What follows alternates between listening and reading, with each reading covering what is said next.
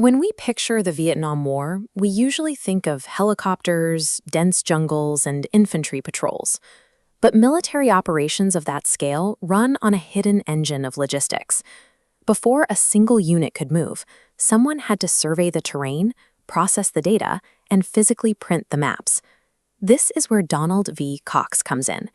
In the early 1960s, Donald was a young man living in St. Louis, Missouri, building a career in the highly precise trades of photography and lithography. This image shows the kind of industrial equipment Donald operated. Working at a local hotel, his daily routine involved setting type entirely by hand, proofreading, and running standard printing presses to reproduce short articles and headings. In April 1964, Donald enlisted in the Navy.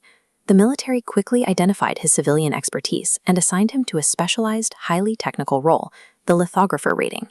This insignia is how you recognize a Navy lithographer. Right below the eagle, you can see the rating's distinct symbol, two crossed tools. One is a litho crayon holder, and the other is a scraper knife, representing their mastery of pre-press and printing technologies.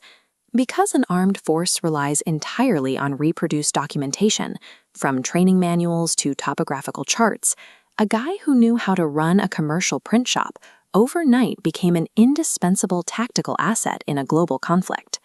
By 1966, Donald was transferred to the USS Tanner. At the time, the ship was one of the largest research and survey vessels in the world, stretching over 400 feet long. The ship was essentially a massive floating laboratory. Inside, it housed an entire production ecosystem, including specialized drafting rooms, massive copying cameras, and industrial offset printing presses. This photograph shows one of the Tanner's 4 52-foot sounder boats being lowered into the ocean. These smaller vessels were the workhorses of the fleet, designed to navigate shallow or restricted coastal waters, where the Tanner couldn't safely operate. And this image shows the crew manually dropping instruments to collect scientific data on beach conditions, coastal currents, and ocean depth. Every sounding was meticulously logged and sent to the main ship's drafting rooms. That's where Donald went to work. Using his lithography background, he took that raw, chaotic numerical data and ran it through the ship's offset presses, mass-producing clean, usable nautical charts. Plotting the contour of the ocean floor off the coast of the Mekong Delta provided the literal map that kept American naval vessels from running aground or wandering into hostile shoals. The Tanner's mission eventually brought it directly to the coast of South Vietnam, and mapping that specific coastline meant dropping anchor right next to an active, highly volatile war zone. Donald didn't stay safely behind the printing presses. He took his camera gear ashore, joining Army patrols to document the realities of the ground war. This assignment routinely placed him in or near active battlefields.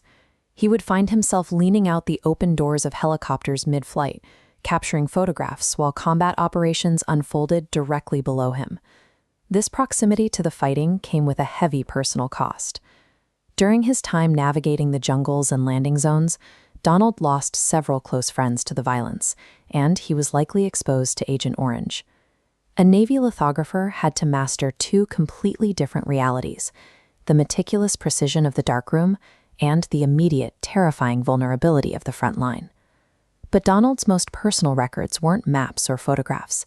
On March 26, 1967, while traversing the South China Sea, he recorded an audio letter on a reel-to-reel magnetic tape and mailed it home.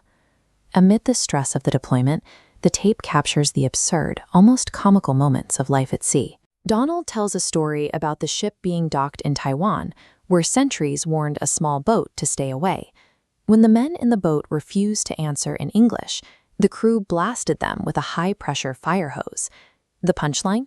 The soaking wet man in the boat happened to be the local mayor, who had come for an unannounced visit. The ship's captain had to issue a very hasty, official diplomatic apology the next morning. He also recorded the serene moments of the voyage. He spent minutes describing a pod of huge porpoises jumping and swimming just inches in front of the ship's bow.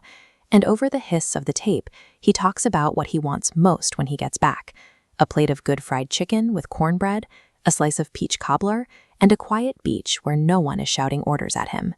Sending an audio recording across the Pacific gave him a psychological anchor.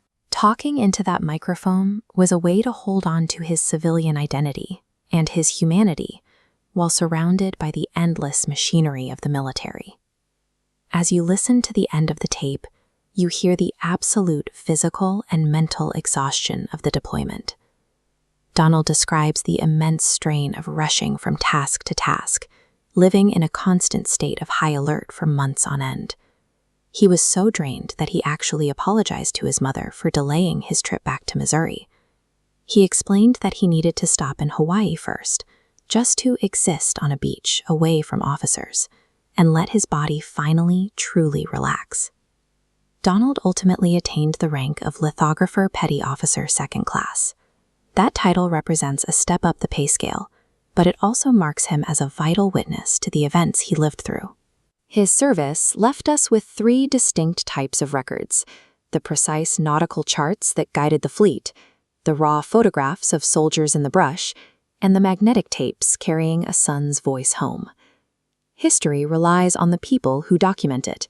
It is captured, printed, and preserved by the technical specialists working quietly in the shadows.